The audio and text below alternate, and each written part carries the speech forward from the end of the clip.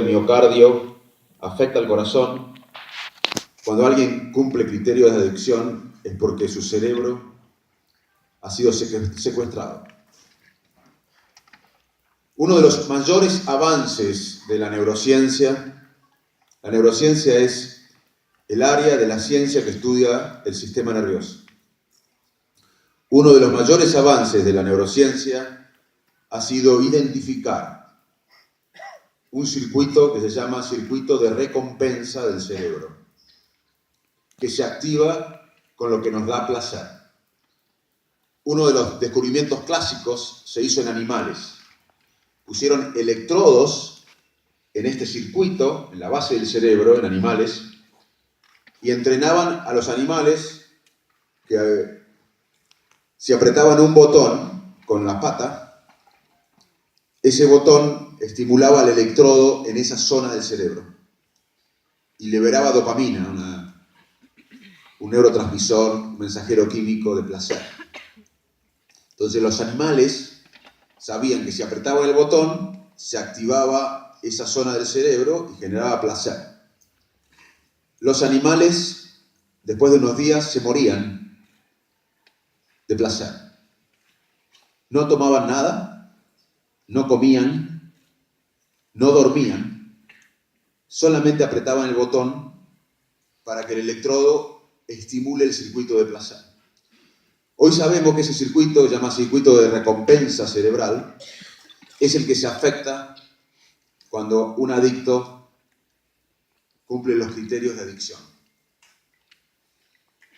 O sea que tenemos que entender que la adicción es una enfermedad del cerebro, como la hepatitis es una enfermedad del hígado.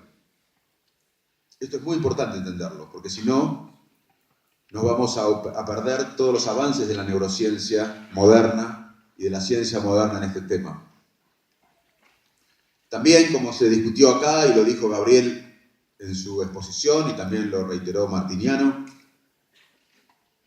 la adicción se correlaciona con los más excluidos, con los más vulnerables, porque los seres humanos dependemos de nuestros contextos. El contexto es muy importante para nuestra conducta. Hay conductas como ver, nosotros no vemos con los ojos, vemos con el cerebro, los ojos transmiten información al cerebro y el cerebro procesa la realidad. Y esa conducta es básicamente una conducta biológica. Si hoy a la mañana llega alguien de Filipinas o de Japón a la Argentina y lo traemos acá y ve esta camisa, va a decir es celeste, como la vemos nosotros. Es una conducta ver que se crea en el cerebro, pero que es biológica, no depende de dónde nacimos.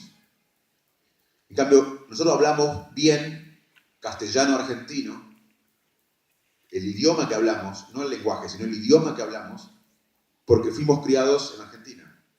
Si nosotros, con nuestra estructura biológica del cerebro, el mismo cerebro biológico que tenemos todos, los que estamos acá, hubiésemos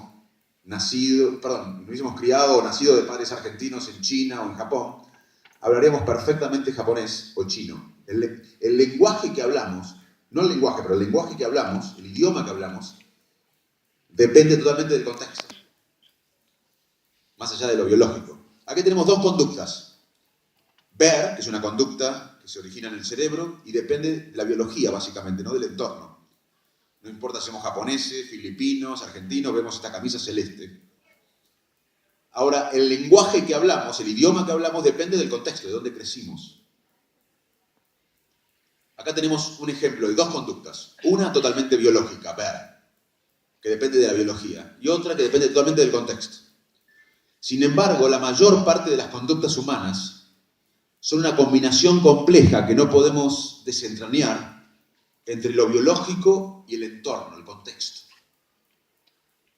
La mayor parte de las conductas es una mezcla de lo biológico, lo genético, nuestra historia genética familiar, que a su vez cambia con las experiencias de la gente que nos precedió. Si mi abuelo tuvo un estrés en su vida, posiblemente esa experiencia de estrés modificó la expresión de sus genes o de alguno de sus genes Y si luego de esa experiencia que modificó la expresión de los genes, tuvo a mi papá o a mi mamá, ese gen modificado me puede haber llegado a mí y yo tener, por ejemplo, un trastorno de ansiedad por lo que vivió un abuelo.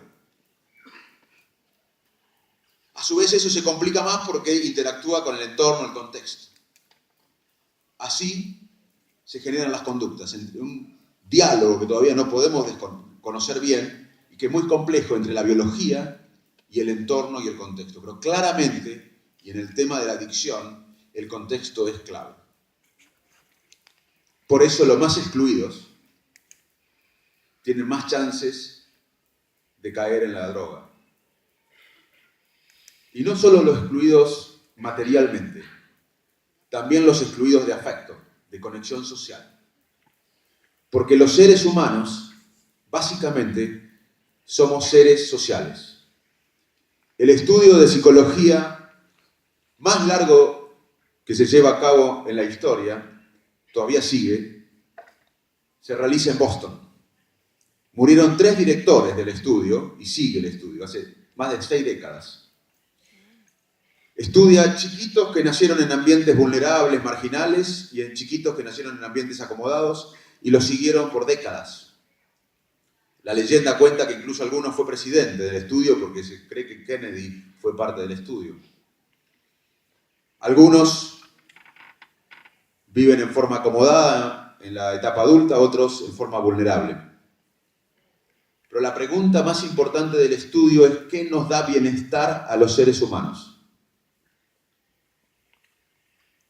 Y este estudio, el más largo de la psicología, en la historia de la psicología, demostró que ni la plata, después de cierto nivel, para satisfacer las cosas básicas, ni la plata, ni la fama, ni el poder nos da el bienestar que nos da tener conexiones humanas profundas con nuestros amigos, con nuestra familia, con nuestros hijos. Es tan importante la conexión social para nuestro cerebro que muchos investigadores piensan que nosotros somos humanos y tenemos este cerebro tan complejo porque en alguna parte de la evolución, en miles de años,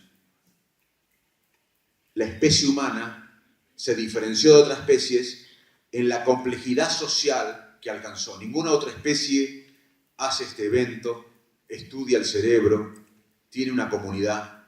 En algún momento de nuestra evolución, nuestra especie desarrolló una complejidad social única que nos hizo humanos, para muchos investigadores.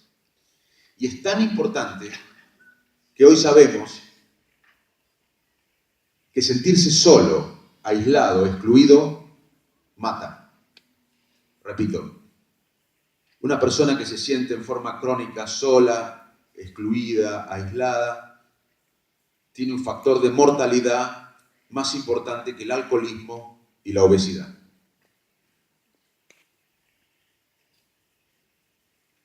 Sentirse solo crónicamente es un mecanismo biológico, como lo es la sed o lo es el hambre.